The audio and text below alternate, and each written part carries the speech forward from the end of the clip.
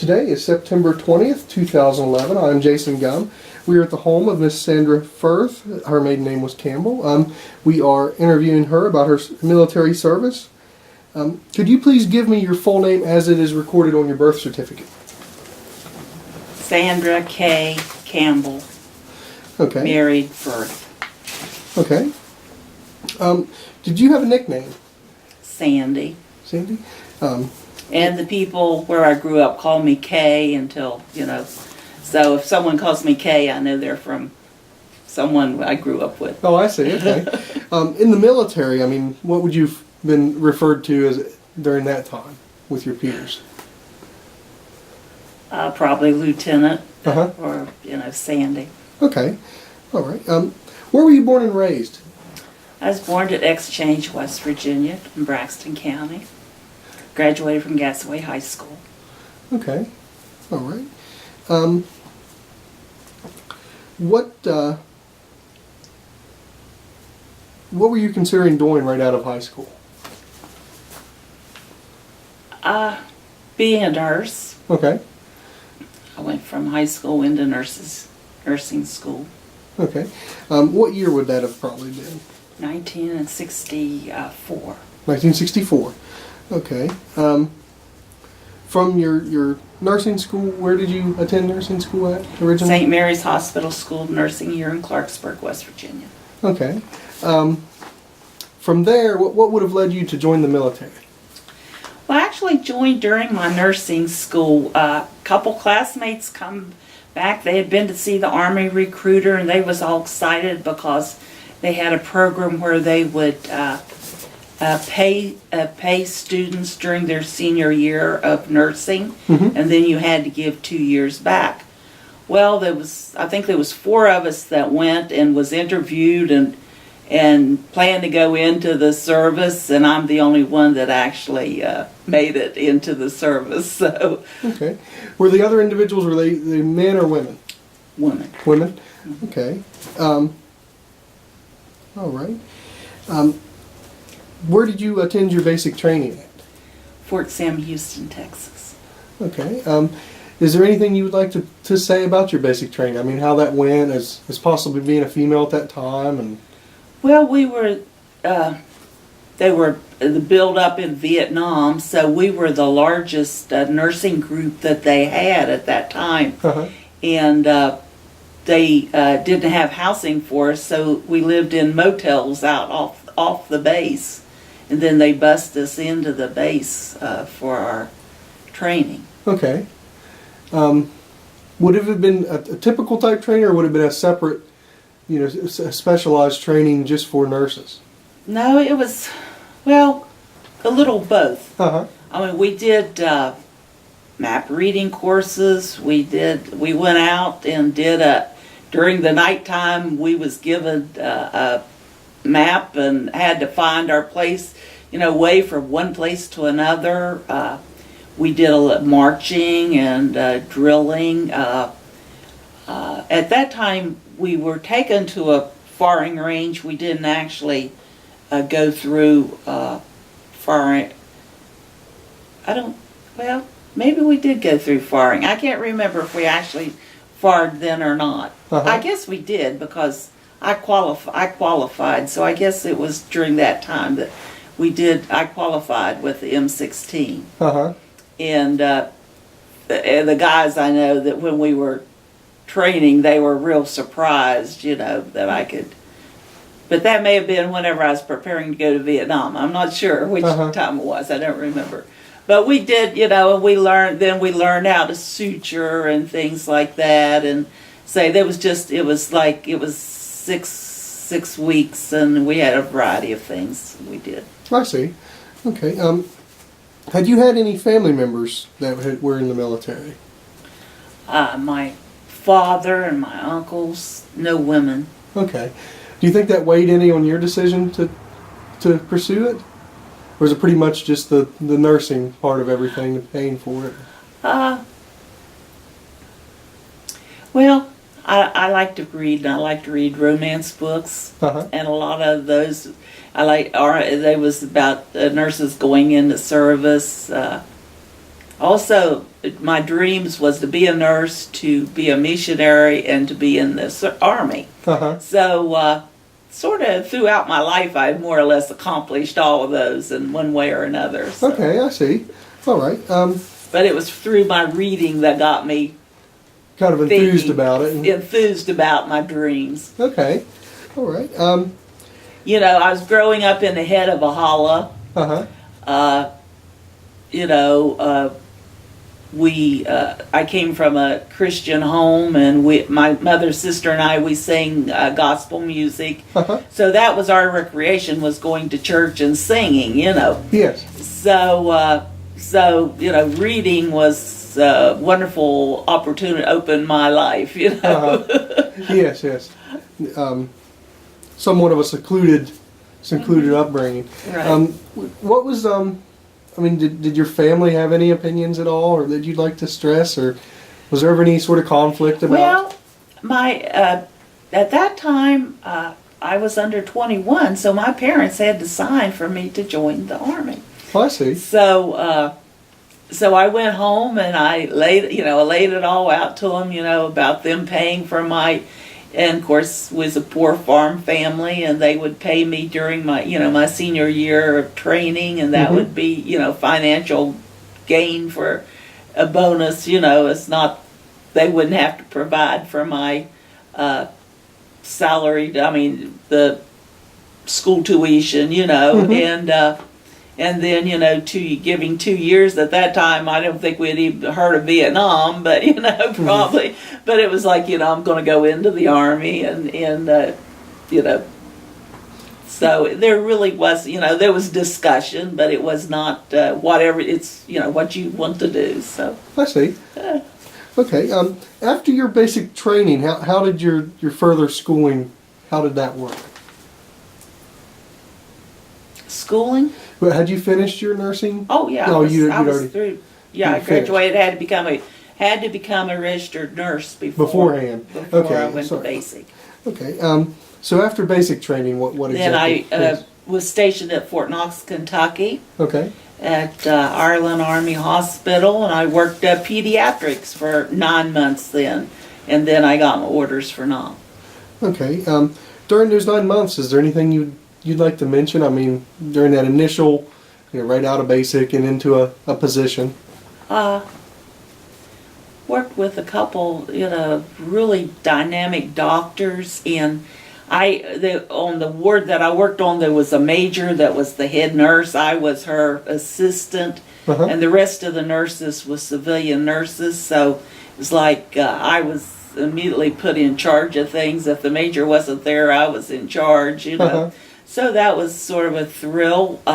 Also, the doctors, St. Mary's nurses came out with, they knew how to be a nurse. Mhm. When we came out of school, we were able to function. You did. Nowadays, the nurses come out, it takes 6 months for them to get hospital trained to be able to function. Mhm. That time, we were able to function. And Uh-huh. so the doctors really respected my abilities, and I remember, on more than one occasion that they would call up and say, we're getting a patient from the ER, you look that kid over and then you call me back and tell me what your opinion is. Mhm. So that was really heady for me anyway. Okay. All right. Let's move on to when you got your orders for Vietnam. What year would that have been? 1968. 1968. Is there anything you would like to say about knowing you were going to be deployed? I was still pretty naive, really. Mm-hmm. I was working pediatrics. I wasn't working with the male population. I hadn't really thought too much about what it would be like going to war. What Mm-hmm. that really involved. Really. Mm-hmm. So I guess I've been. In a lot of my thinking, I'm naive, I don't look ahead at things, I just, I'm there in it, Mm-hmm. and go roll with the punches. I think I'm sort of still like that, it's Okay. like, It's like, don't worry about what's going to happen in the future. Just, take it as it comes and be prepared, but go with it, So, yeah, I, came home on leave and didn't get my orders so then I had to make a bunch of calls to get traveling orders to get my, to go, so that was a big hassle, and somehow it was a big flub up, and I could have been probably AWOL, and if I hadn't, I don't know how long they had been before they would have caught up with me that I wasn't, because I never got traveling orders. But anyway, so flew out to Travis Air Force Base in California. Okay. And departed from there. Okay. Can you describe your initial reaction upon, getting to Vietnam and some of your first duties there? Well, I think the first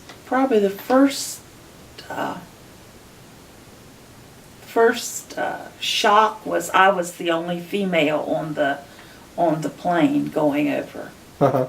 I was the only woman on the plane, surrounded by all these guys. Mm-hmm.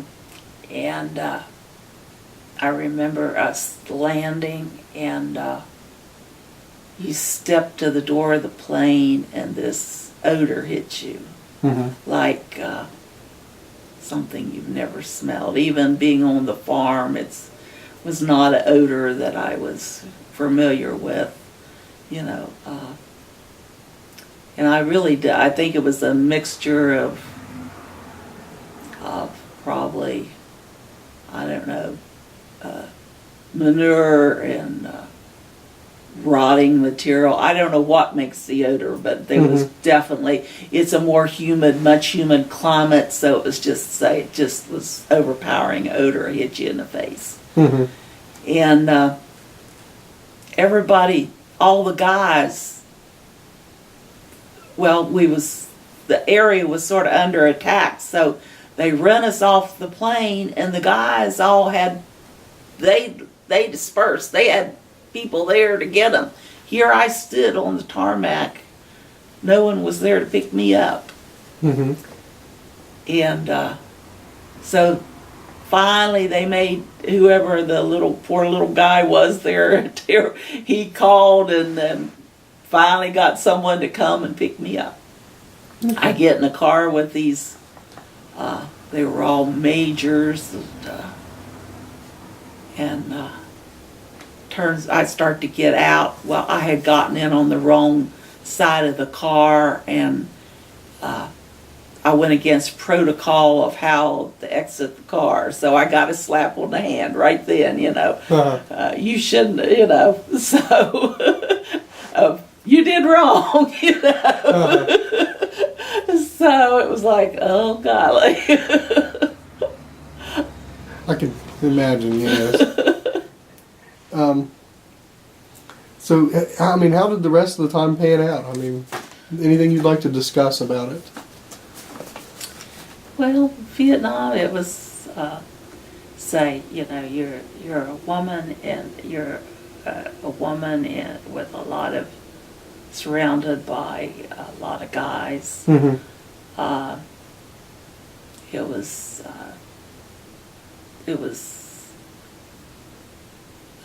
the culture, living within, enclosed on a base camp, but yet the culture was all around you. The Vietnamese worked on the base camps, and so you had interaction with them.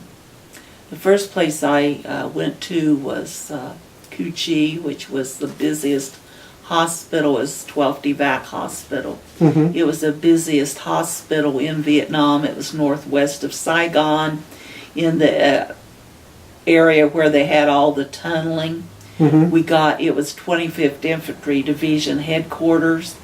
So we got a lot of rocket attacks there because this signal tower is set right behind the hospital, and I guess the hospital and the signal tower is in the middle of the compound, so we got a lot of frags in our walls of the hospital from rockets coming in trying to take the signal tower out. Mm-hmm. And being busy, having a lot of rocket attacks. We worked 12-hour shifts, 7 days a week. Had a sleep day off. You worked 7 nights, had a sleep day, then went back and worked 6 days. I guess the way it was. Mm-hmm. And so it was real hot and humid, like in the 90s, but humidity was just really high, so you was always just drenched in perspiration. It was quite different, Uh-huh. The Quonset hut, we had the Quonset huts, was the buildings there. And Being with so many men, I mean, were they appreciative of your willingness, the majority of them, or I mean, did you have appreciative of your service, or I mean, did you have some sort of, I mean, was there a feeling of, a woman shouldn't be here or anything like that? oh no, they was, for the most part, really appreciative, always protective. Uh-huh. Now you get a few that get, especially if you went to the clubs. Yes. You went to the club, you was open to be hit on, Mm-hmm. because that's the socialization there. But but as far as in the hospital, for the most part. Now I did have one incident where I was in the back of the unit where we kept our supplies, and this guy came in and exposed himself and tried to abuse me. Mm-hmm. And I screamed and fought him off, and he ran out. Mm-hmm. But that was the only time anything like that happened. On a professional, yes. Yeah, Okay. but normally everybody, the guys, they wondered why we so stupid to be there, but why we would willingly, volunteer to. You were working with other women nurses in the compound, correct? Yes, there was a few women. Yes. Okay. Yeah. Would even the nursing profession? I mean, would you say the majority was even men in the nurse? No. Okay. No, at that time it was mostly women. Okay. All right. Is there anything you'd like to say about working with the foreign nationals at all? Were there, you said there was foreign nationals working in the hospital? Well, on the compound, Yes. there was always workers around the compound. Now at QG, up there, I took care of some POWs. We up there, working, they came in and did our house cleaning, that kind of thing, Uh-huh. So, they was, around, we spoke to them. Then when I went to 29th Devac, which was down in Canto, I actually worked with a nurse there that worked on the units on my unit. She was a nurse, but she did sort of more like what we'd say an aide would do. And she was pregnant and had come in and had the baby there. Uh-huh. They had the baby there on the unit, so that was a unique experience, But I always found the Vietnamese, was very polite and caring people, and concerned people. It was just the situation we were in. You're in a war situation. You didn't know who you could trust. Mm-hmm. You didn't know, we were told, that people was taking information from there outside to allow for the attacks to come. Whether or not that was actually true, or I don't know. But anyway, it was like you were taught, you don't really trust, and you was very careful what you did. How was a communication system developed? I mean, between you in any other foreign national that you had to deal with, whether it be, you know, even a POW? Well, some could speak a little English. Uh-huh. A lot of it was done through gesture, through, you know, just, you know, showing that, you know, Mm-hmm. give them a, you know, I had a pill for them to take or whatever, you know, or if I wanted them to sit up or lay down, you sort of gestured, you know, Uh-huh. that type of thing. Okay. Did you have any experiences with any other West Virginians while there? Did you work with any that you can remember, or? Not that I remember. When I was at Canto, this friend that was a physical therapist from Fort Knox came my last 3 months that I was there. Uh-huh. And so she had been a good friend at Fort Knox and lived in the apartment complex that I lived in. Uh-huh. So it was real good that when she came over there that it was like having someone from back home, you Yes. know. But otherwise, no, I didn't have anybody that I knew. Okay. How did transportation work? I mean, between your job and where you were living in your apartment? Well, you was just a few feet away. I mean, you had the hospital complex, then your dormitory was right there, you know, right next to it. So you know, walked, you know. Mm-hmm. Now, if you wanted to go off base camp, the Coochie, normally you flew out on a chopper, you know, Uh-huh. to Saigon. If you was going on R&R or something, you'd fly out, you know, on a chopper and then catch a plane out. So. Okay. You described, you know, some stressful situations with, you know, being under attack at times, and I mean, how did you rest? I mean, during those periods, I mean, did you find it easy because you were just so worn out, or? The first week I got there, they had a bunker underground bunker for us to go into. Well, the nurses had been there.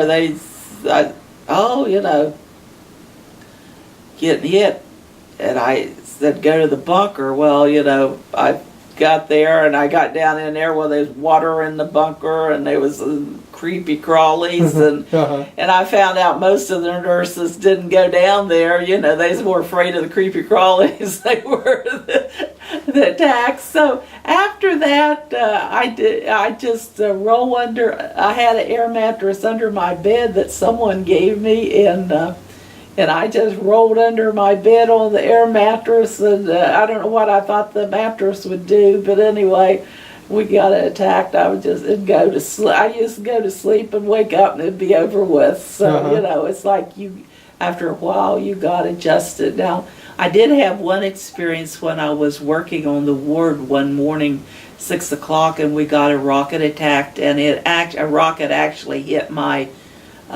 hospital ward, and it broke the rafter, but it was a dud. It bounced off, you know, and landed outside of the unit. Well, I had a tray of pills in my hand, and I went under the desk with that tray and didn't smell a pill. You know? I don't know how I didn't even, you know, I was much smaller and more nimble, but I still don't know how I did that. But anyway, it was like when you're under attack, it was every person for themselves. You know, the patients, they would, you know, would go under the beds, you know, and or what I say, it was like everybody knew to, you know, it was every person for themselves during that time.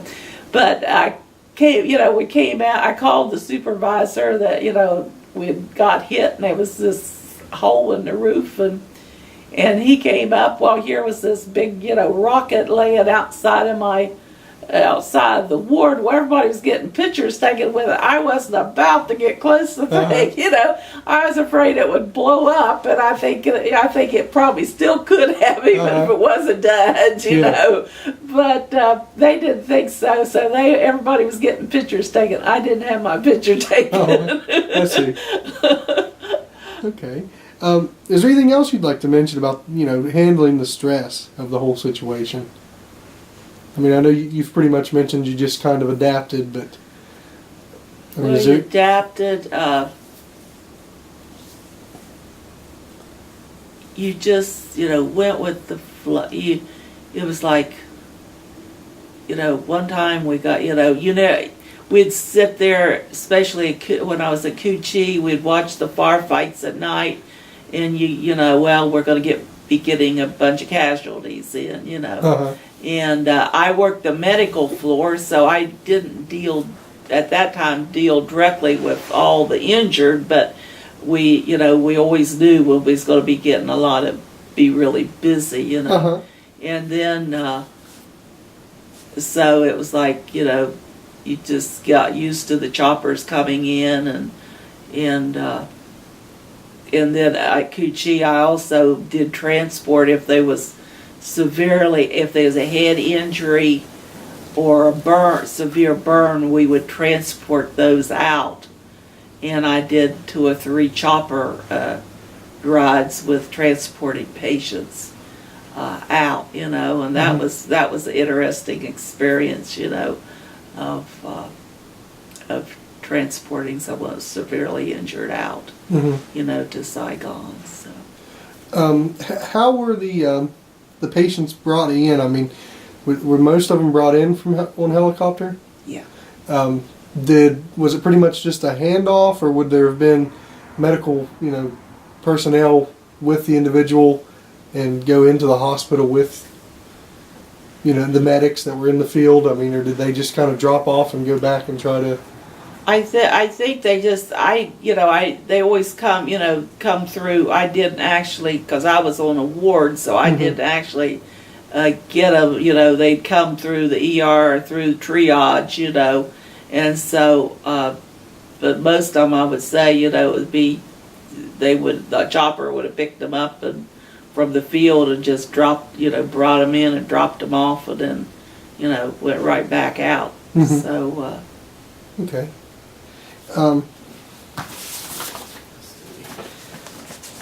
Now, down at 29th Evac, I worked intensive care unit down there, so it was all surgical cases down there, much more, you know, critical patients than, and I don't know which was, almost all of those we evac'd out. Then we'd stabilize their condition, you know, do the initial surgery, stabilize them, then evac them out. And up at 12th Evac with the medical patients, they were all, at least most of them, unless they had really a bad case of malaria, would be going back, returning to the field. And that's where you was talking about stress. A lot of the guys would beg, you know, can't you find some way, you know, falsify the record, something, so I don't have to go back, you know. That was quite stressful, knowing that, you know, well, you know, I had people that say, well, you know, you're sending, I'm going back out to die, you know, and then sitting there. After they'd been injured but not injured severely? Well, they were medical, the ones I was taking care of. Oh, I see. They were, Coochie was medical, and so they would have malaria, they would have, you know, come in with some kind of fever, they'd have, you know, intestinal diseases, whatever, you know, medical problems. Well, the soonest, you know, they were able, then they went back in the field, and they, you know, they would tell us stories of what it was like out there, and then say that was really, it was hard, you know, knowing that I had no control over, you know, once they were well, they, you know, they were being discharged back to their units or wherever, you know, and yet what they had told me, and say, hearing the words, you know, you don't race people's fears and their pain from your mind. You know, it's you hear when you hear, you know, them saying, asking you or pleading with you, you know, can't you do something so I don't have to go back out, you know, and then, you know, even saying, well, you know, I'm going out there to be killed. And then that's the hard part, you know, going to the wall. I don't really know any names on the wall, but yet I wonder, you know, how many of those that I may have cared for might be on the wall. So you found that almost more stressful than any other part, probably. Doing the care. I mean, doing the care was. I was trained to do that. I wasn't trained for the psychological part of it, you know, and dealing with young men younger than I was. I was 21 at the time, you know. Most of them was straight out of high school, you know, 18, 19-year-olds, 20s for the most part. These young guys. Okay. In the hospitals that you worked in, did you serve all branches of the military? At the first hospital, it was mostly just the Army. When I was down at the 29th Devac down the Delta, Canto, that's down in the Delta, and we served, the Navy was out in front of us on the Mekong River, and the Air Force was off, Bentui was off to the side of us, which was a big Air Force base, so yes, we served everybody there. Were there any civilians that were at that time that would have been brought over to work in the medical field? We had the Red Cross workers, which, you know, was, well, they wasn't service, but they were considered civilians in essence, that they wasn't, you know, service. They were under a different, I mean, but they, you know, worked in the hospital and around, and some of them lived with us, you know. And that's the only ones I can think of offhand. That was other. What about the doctors? Would they have all been military? They were all military. Okay. Everybody was military.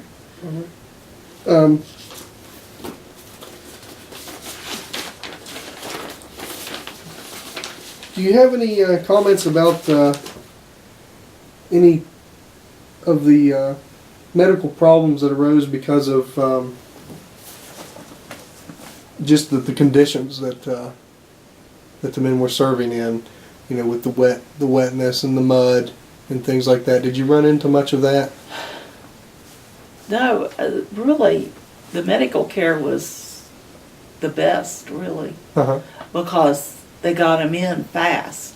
That's, I mean, you know, up until Vietnam, you know, you never used choppers. I mean, well, I don't know. I shouldn't have said that. I think they did some in Korea, but that's when, you know, when after Vietnam's when choppers and all the life flights and stuff started happening here in the United States. You're too young to remember that.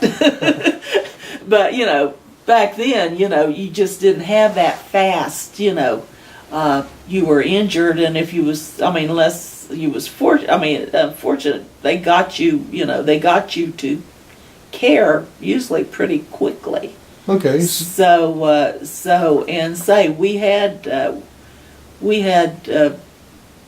real good, you know,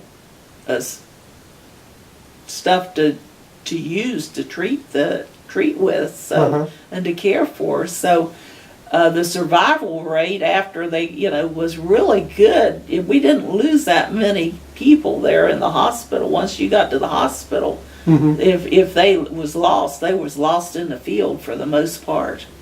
I see. Okay.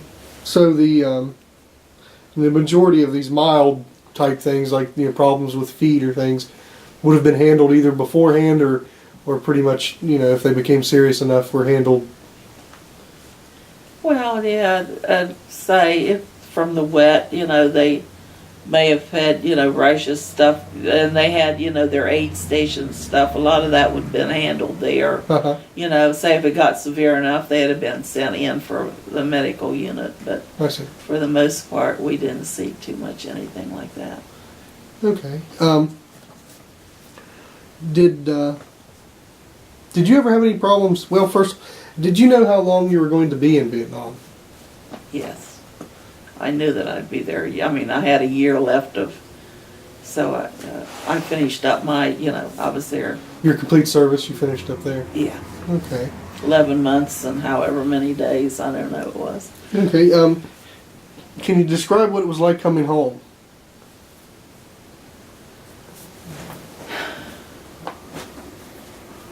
Well, it was a long trip. When we were in Vietnam, I spoke to my family, twice. Well, I was in Vietnam. Once when I was R&R, I called from Hong Kong. I called once through the ham radio system. I forget now what it's called, but I called once and spoke to the family. So it was, I'm coming, I finally am getting out of here, It was like I got to check out. We went to Ben Wall, to the place where we checked out. Then they gave us a number, and we had to wait till our number come up to get our flight out. Mm-hmm. Well, for whatever reason, there was a delay there, and we had a rocket attack that night too. I had there was a rocket attack when I came in, and there was a rocket attack when I left, But anyway, I thought, I remember laying in bed thinking, I'm ready to leave this place. I'm going to get killed, And, but anyway, we got our flight. Well, this flight that I was on, going over, I had a direct flight. We stopped in Hawaii, otherwise direct flight. Coming back, we stopped in Okinawa. We stopped in the Philippines. We landed on Midway. We landed in Hawaii. So it took forever to get back to the States. It was a long flight, and then we got back to the States, and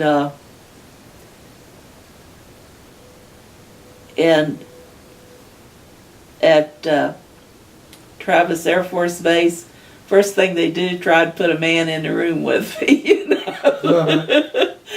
because so that was the funniest. Here this guy arrives to be my roommate,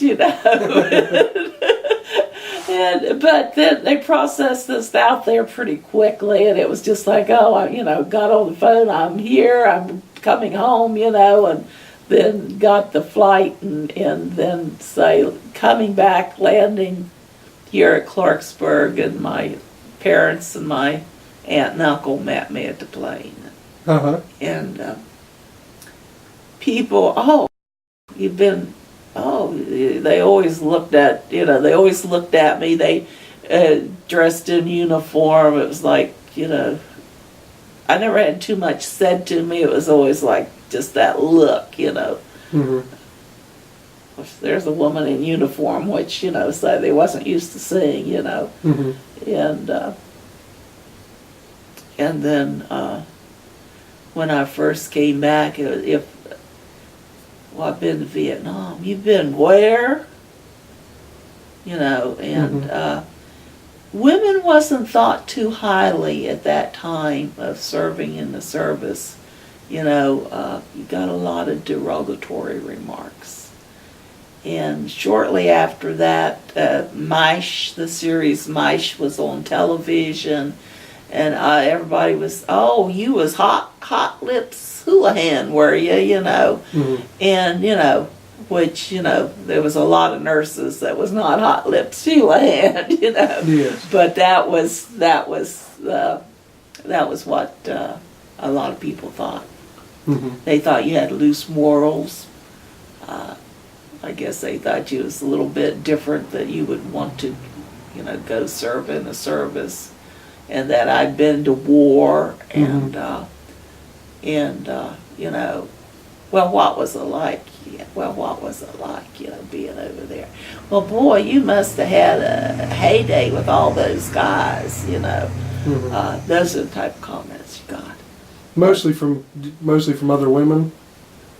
You think that opinion came from other women mostly, or did you experience that here from men and I women? got it from men and women. I remember this one doctor that I was working at the hospital, and he loved MASH, and he was the one of so you was Hot Lips Houlihan, he'd always say, I'd say, no, I wasn't, Mm-hmm. and, but that was, Somewhat of a struggle, I guess. yeah. Okay. So I just stopped talking about it, Mhm. Then I just stopped, the first year back, I just stopped talking about that I was even in the Army or, for a long time. I didn't talk about it. Okay.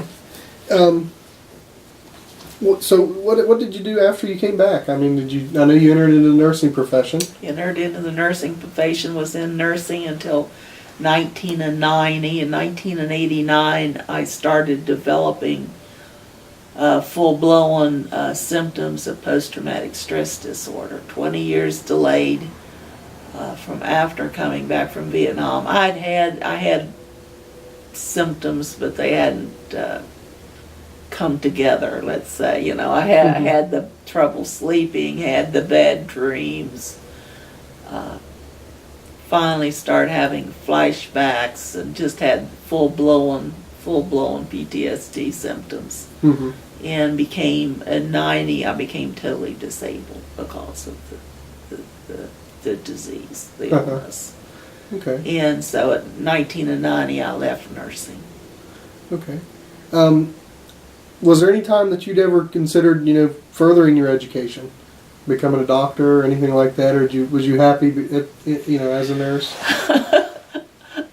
It's funny you should ask that. My family say I'm always been I'm a student, always a student. Uh-huh. I have a degree in psychology. I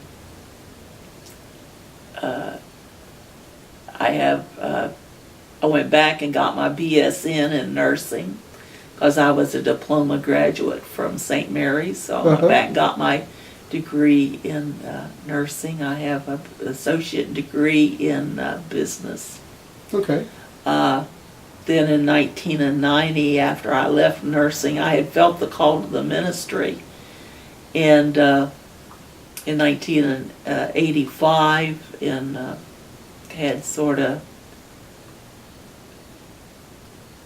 denied it, played around with it, wasn't really wanting to accept the call to ministry. Because I felt like I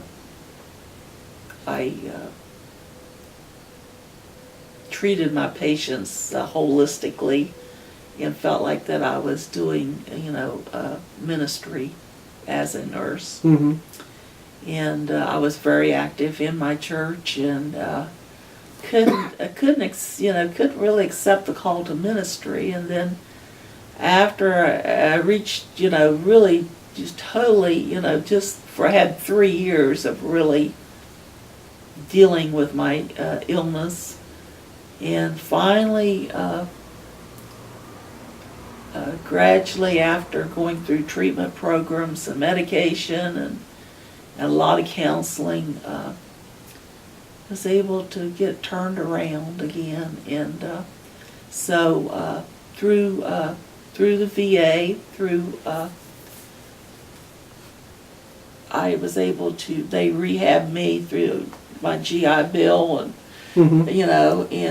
so I went to seminary, graduated from United Theological Seminary in Dayton, Ohio. Mm-hmm. So I have a Master's of Divinity degree from there, and then served 11 years as a United Methodist pastor at Arnottsville, West Virginia, on a charge of 4 churches. Mm-hmm. Retired in 1962 because I was having a lot of problems with my legs.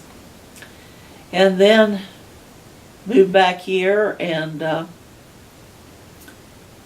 year later I happened to be on the elevator with the chaplain at the VA hospital, and I said, you got anything that a retired minister could do? Well, he found out I'd had my, I also did a year's training as a chaplain, so he found out I had all this chaplain experience, so he wanted to hire me full time. So for the past year, year and a half, I've been working for 2 days a week as a chaplain at the VA hospital here in Clarksburg. So, is your tie into religion? I mean, is that something you carried through? I know you said that when you grew up. Yeah. I mean, is that something that you carried throughout your military career and then on into life? Yes. Okay. It was my religion that really, I think, helped me get through Vietnam. I mean, I had a strong, devout faith, and I, always tried to look for the best in people, and even the Vietnamese, I always tried to look for the best in them, and it always bothered me whenever, the GIs was calling them names and always putting them down or whatever, I always tried to see them as individuals, and throughout my life I've always tried, whoever, I worked with many people, many different nationalities, and of many different walks of life, people, various, lifestyles, and it's always been, my faith in that, we're all God's creations, and whoever we are, God still loves us, and we're all imperfect beings, and we all make mistakes, and sometimes we have to pay with the consequences of those mistakes, but God is still always there waiting to forgive us, and to continue to love us. So that's always been, from the time I was a small child to, that's always been my message of faith. Okay. Were you offered, when you were here in the States during your military service, you were provided religious services, correct? Okay. And how would it have worked in Vietnam? Was there times? Yes, we had a chaplain on each base that had religious services for us. Okay. All right. Is there any opinions you'd like to stress about your officers above you?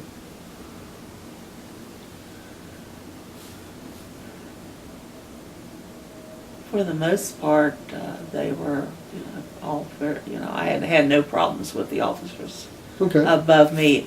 I did have one I told you about in the car when I first arrived, when I was in there, had gotten in on the wrong side of the car, and then that night I went to a club with some other nurses, and this, I think he was a colonel, he was being very nice to me and welcoming me to the country, and it became, he danced with me a few times and had drinks, and then before I knew it, he was wanting to hustle me off to his barracks, which I politely turned down.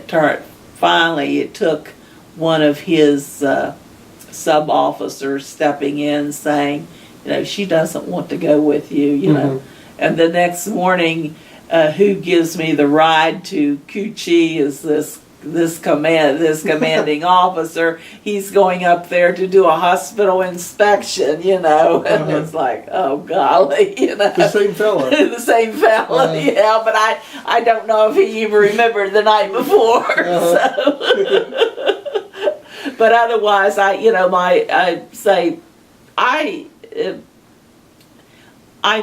met a guy and became engaged when I was in Vietnam, and since he was in the service, I decided I wanted to get out.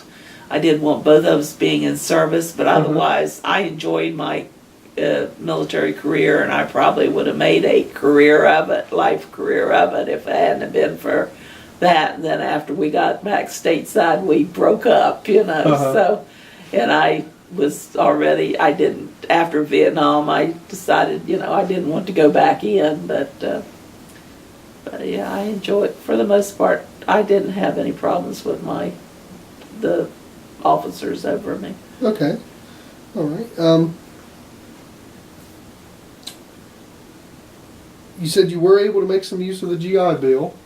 Yes. Okay.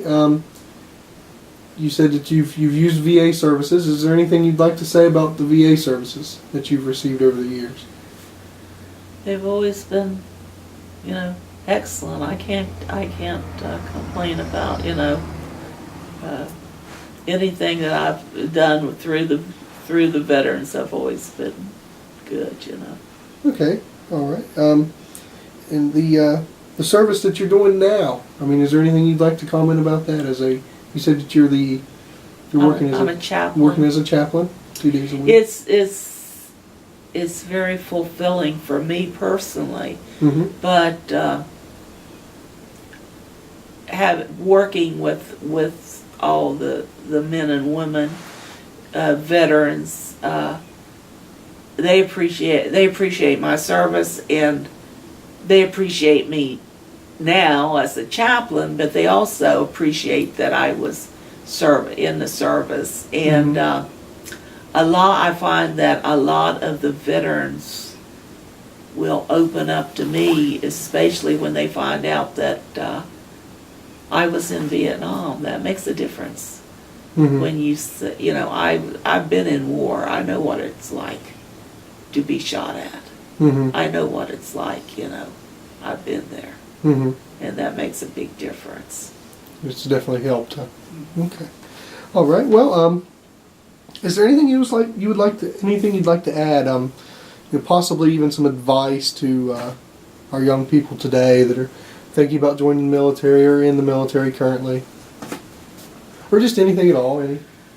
Well, I would even after all the pain and agony and suffering that I have gone through with the post-traumatic stress disorder, Mm-hmm. I still think that the military is a wonderful place of training and experience for people. And I sometimes think that maybe it should be a part of every youth training is to have some military experience. Mm-hmm. Now going to war, that's totally different. That's if you join the military, that you're going to put your life maybe put on the line. Uh-huh. But then walking down the street or being here in our home, there's no protection saying that something might not happen to us here either. Mm-hmm. So I think it was a good experience for me. It provided a lot of it provided me educational opportunities. It's provided health care.